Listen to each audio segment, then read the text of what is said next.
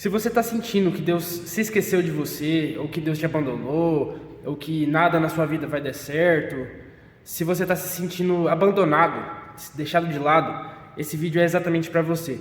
Porque Deus te escolheu para que eu passasse a mensagem adiante. Então fica aqui, escuta o que Deus tem para falar para você, porque tudo que eu falar aqui nesse vídeo foi o que Deus falou para mim e eu sinto que eu tenho que passar essa mensagem à frente. Beleza? Então basicamente, se você está se sentindo sozinho, se você está se sentindo que sua vida não vai para frente, que tudo que você tenta dá errado, você está sentindo que Deus te abandonou, que Deus não está olhando mais para você, que nenhuma oração sua dá certo mais, parece que Deus não te escuta.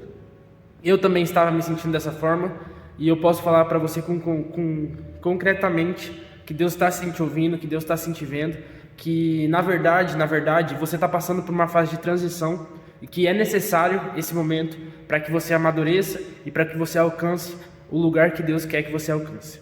Então você só precisa se manter firme e precisa ouvir de vez em quando palavras de motivação, igual a que você vai ouvir nesse vídeo, para que você continue de pé e não desista. Porque se você está ouvindo também, pode ser que você esteja chegando no seu limite, que todo ser humano tem um limite e principalmente Deus sabe disso.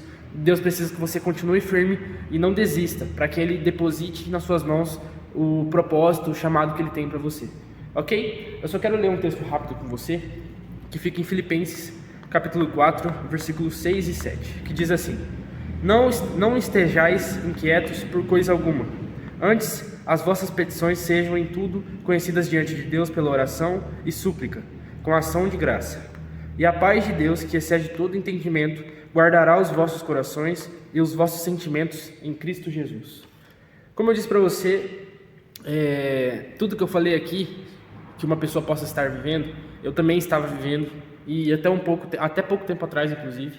E eu me sentia abandonado, me sentia deixado de lado, tudo que eu tentava dava errado, só que tinha um problema nisso tudo.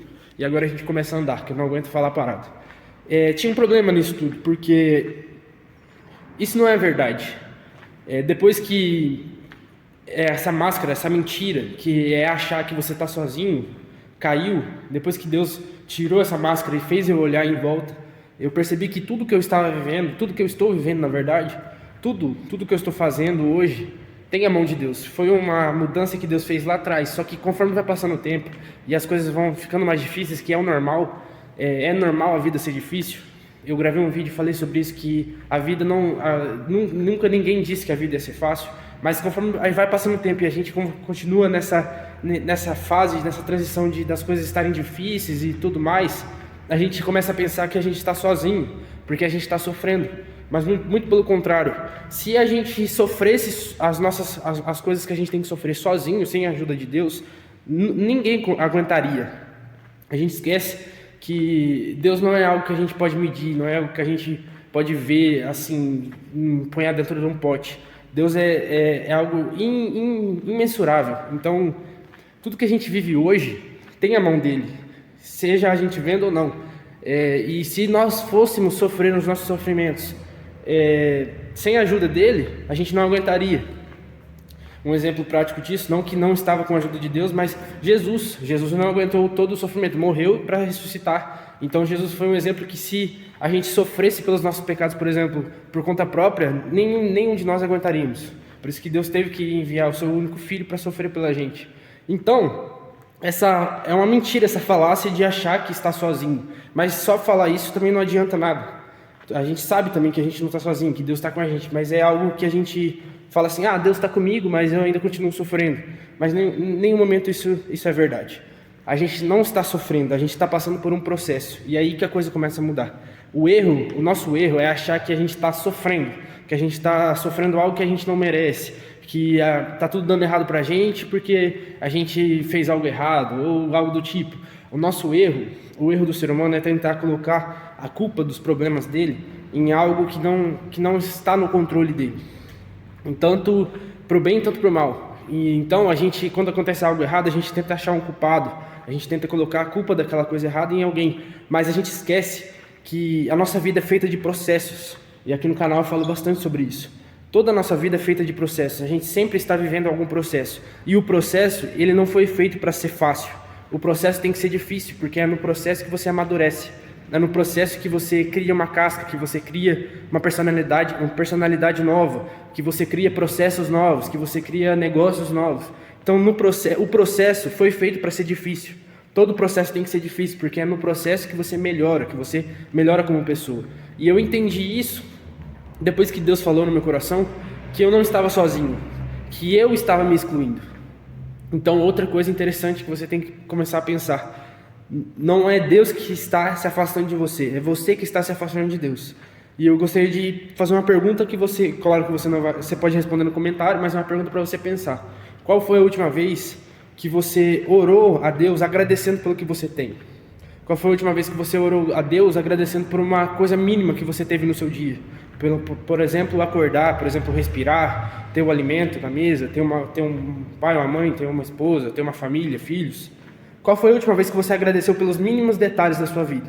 Porque o nosso sofrimento, para que ele acabe, tem que acontecer algo mirabolante, né? Por exemplo, um sofrimento financeiro tem que ter uma virada financeira muito grande. Mas as pequenas coisas a gente não agradece. E qual é o fato da gente depois lá na frente agradecer pelas grandes coisas? Porque lá na frente as grandes coisas vão virar as pequenas coisas de hoje. Então, é só uma pergunta para você começar a pensar e voltar para o fato de que não é Deus que está se afastando de você. É você que está se afastando de Deus.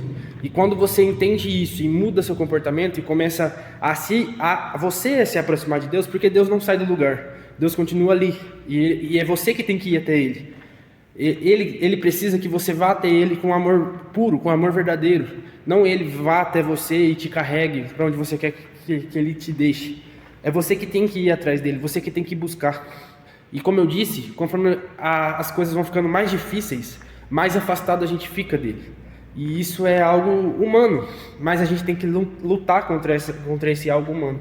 Então, quem tem que buscar mais, quem tem que ir até ele, somos nós. Então esse também é um erro e faz com que a gente culpe ele, que ele está se afastando da gente, Deus está se afastando, mas em nenhum momento isso acontece. Deus não sai do lugar, Deus não se afasta de ninguém. Deus, muito pelo contrário, Deus pede para que a gente se aproxime dele. A gente tem esse livre acesso por meio do Espírito Santo, e você tem livre acesso a Deus no momento que você quiser. É só você dobrar o seu joelho e orar. A oração, como disse aqui no texto que a gente leu, Filipenses capítulo 4, versículo 6 e 7 também. A oração é o meio que a gente tem de acessar a Deus livremente. A qualquer momento você pode orar. Você não paga para orar, a qualquer momento no trabalho, em casa, fazendo comida, tomando banho, a qualquer momento você pode orar.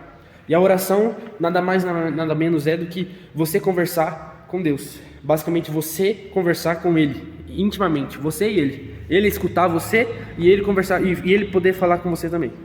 Então, se na Bíblia está dizendo isso, se a palavra está dizendo isso, que a gente pode, com ações de graça, falar livremente com Deus através da oração, pedir o que a gente tem, e a Bíblia também fala que tudo que a gente pedir de todo o coração, com o coração inteiro, não pedir com ganância, não pedir, mas pedir sim de coração inteiro, Ele vai atender a gente.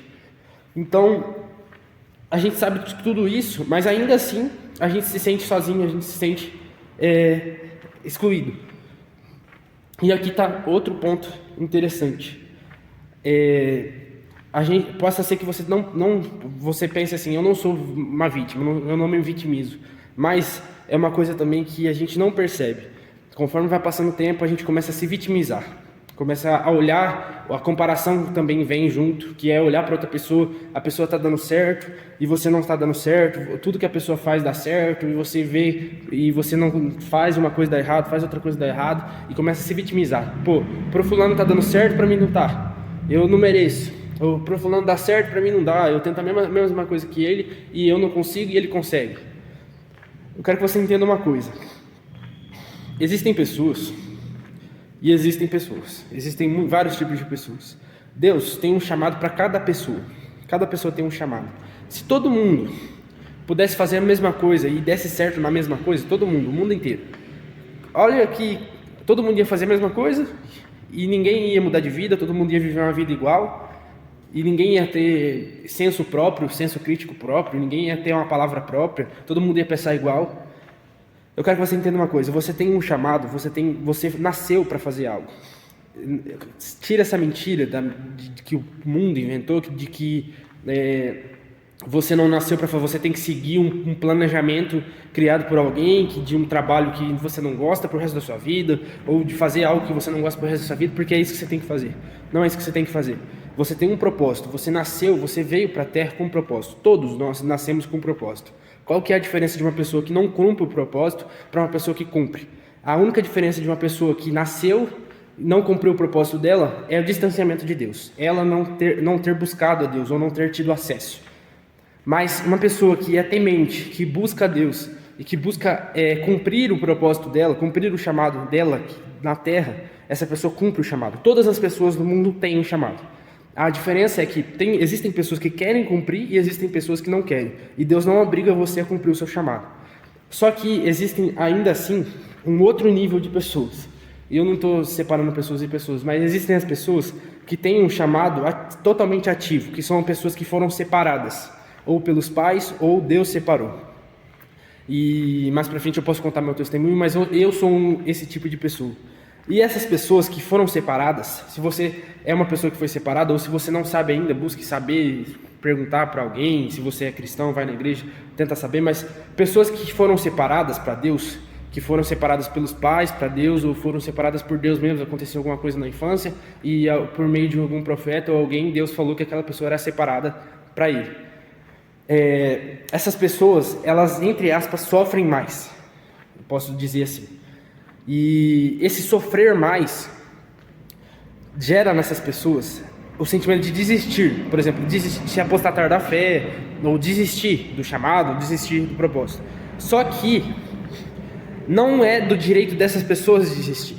E aí que entra uma coisa. Não estou dizendo que essas pessoas são infelizes, porque eu sou muito feliz em saber que eu tenho um chamado ativo desse jeito de separação para Deus.